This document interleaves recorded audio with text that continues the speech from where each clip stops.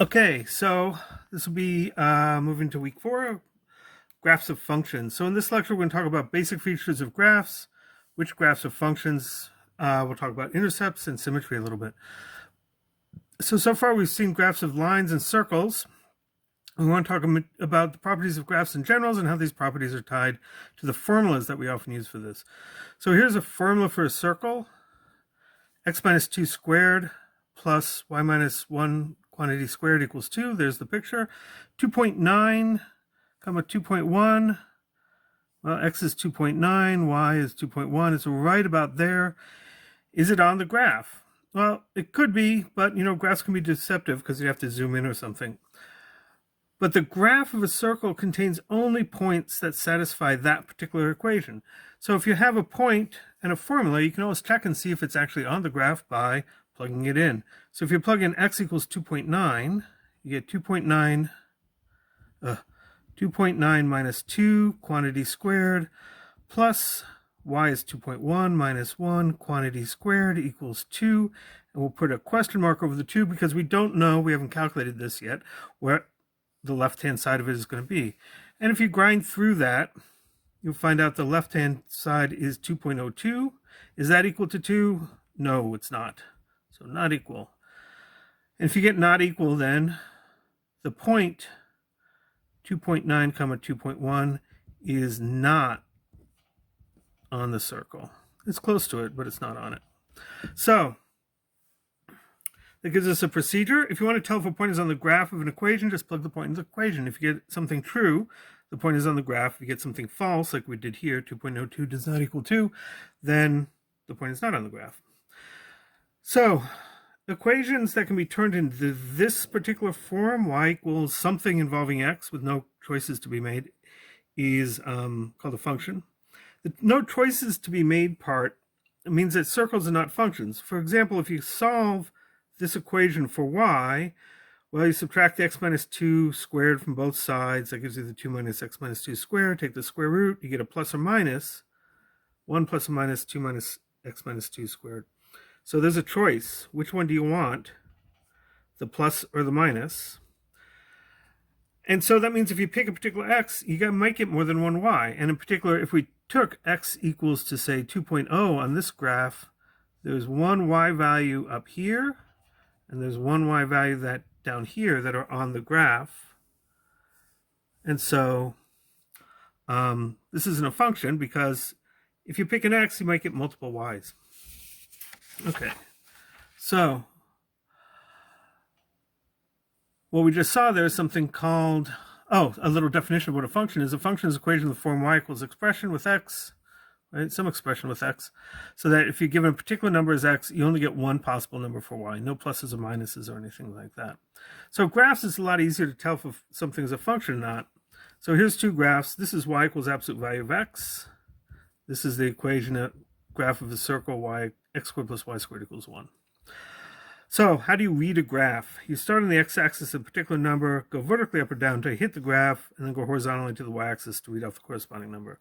So if you start at x equals 0.5 here, you go up to the graph. Here's the point with x equals above x equals 0.5. And you can go over and read over its y value.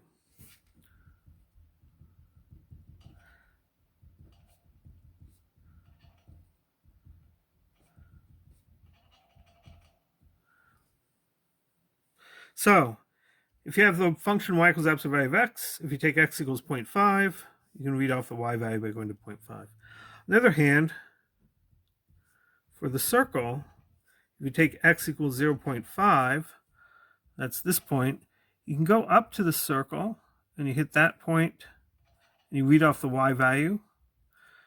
And the y value is, if you go up, is plus square root of 3 over 2, which is about 0.866. But you could also go down and you'd get a negative y value,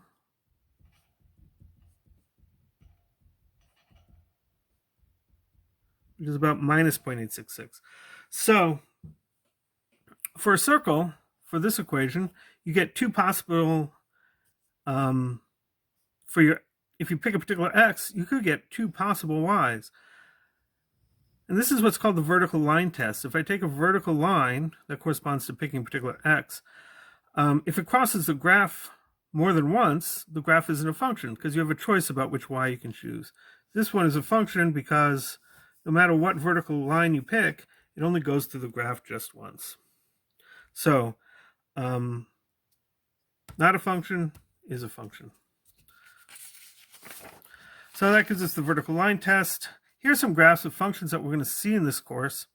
This is y equals x squared, y equals x cubed, y equals e to the x, an exponential function. This is the square root of x, this is the cube root of x, and this is the natural logarithm of x. And we'll see all those functions as we're going through. And you can tell that they're all functions because they all pass the vertical line test, right? And each one has got some special points on it, right? Here's 1, 2, 3 special points on y equals x squared, 3 special points on y equals x cubed, etc. And we'll see why those are important coming up. Great. So a little bit about symmetries, looking at this graph. This is a graph that is symmetric left and right. So the right side of the graph looks like the left side of the graph. That's an even function. Some functions are what are called odd, they're symmetric over the origin. So this part of y equals x cubed, if you flipped it once and then flipped it again, you would get that part. Right? Same thing with y equals x to the 1/3. If you flipped it once this way and then flipped it over the y-axis that way, this part becomes that part, and that's called odd. So y equals x cubed, y equals x to the 1/3 power are odd. This function is neither even or odd because there's nothing on the left. So if you flipped it over the y-axis, you wouldn't get anything. And there's nothing down here in the lower left quadrant. So if you flipped it and flipped it, it wouldn't match up with its graph because there's nothing there. Y equals e to the x. If you flip this over the y-axis, you wouldn't get the same graph back. This point, if you flipped it over the y-axis, should come over to this point, but it doesn't. There's no point on the graph there. So this is not an even function, and it's not an odd function either. Logarithm is neither even or odd. Generally, most functions are neither even nor odd. Okay. So a couple of things about reading a graph. For the graph below, what are the x-intercepts? What are the y-intercepts?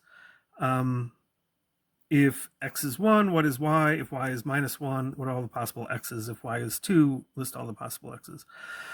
So x-intercepts, where we touch the graph. We have two different notations for that. You could say, write them down as points, and note that the y-coordinate of an x-intercept is always 0, or you could just list them as their x-coordinate by saying x equals -2, 0, or 2. What's the y-intercept? The y-intercept is where you cross the y-axis, and that's just the point 0, 0, or you could say y equals 0 again because we're looking for the y-intercept. What about if y equals -1? Well, if we go down to y equals -1, that's here on the y-axis. We draw on a horizontal line and see where does it cross the graph. And it crosses the graph here and here. And so we can go up and see what those 2 points are. We have to estimate a little bit. This looks like -1.8. And this looks like -2, -4, about -0.5.